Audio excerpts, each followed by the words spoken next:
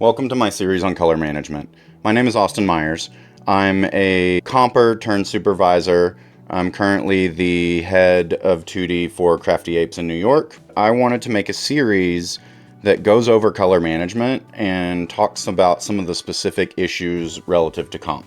Over the years, I've seen color done so many different ways. I've helped implement it different ways in different places, and I wanted to make this series to highlight some of those differences, show some best practices that I've found in my personal journey with color management, and give people some pointers. You don't know what you don't know, and for me it took a long time of pulling threads to figure stuff out, and so I'm trying to kind of jumpstart some folks who are also starting on their color management journeys. This series is primarily designed to be pretty high level. We will take a few deep dives into some specific topics. We'll get into the technicals of some stuff. But the point of this series is to show you how color management can help you composite better and see things better and ultimately deliver a better, faster product to client. The game plan is for this to be a fairly fluid series. It's not really meant to be consumed linearly.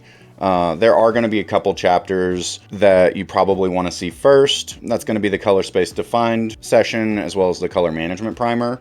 I would start with those two, but from that point you can probably jump to any of the other sessions, and everything generally should make sense. I've always had a penchant for color management, and I've gotten in trouble in the past as an artist because I was doing my color management different than the shop was doing theirs.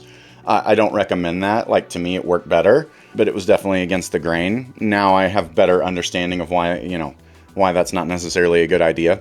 I spent about 5 years in the commercial world where the color workflow and color management workflow is very different than a TV or feature workflow.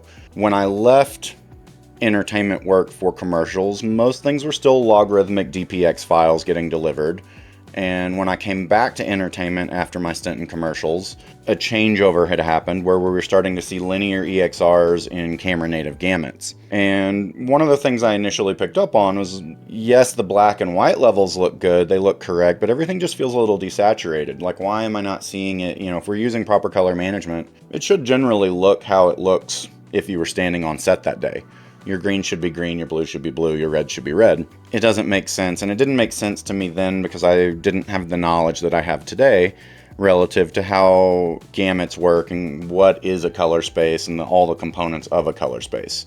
I've learned a lot. I've talked to a lot of really smart people. I've implemented things in a few different ways. I've learned some lessons. The end goal for me with all of this is I want more efficient compositors.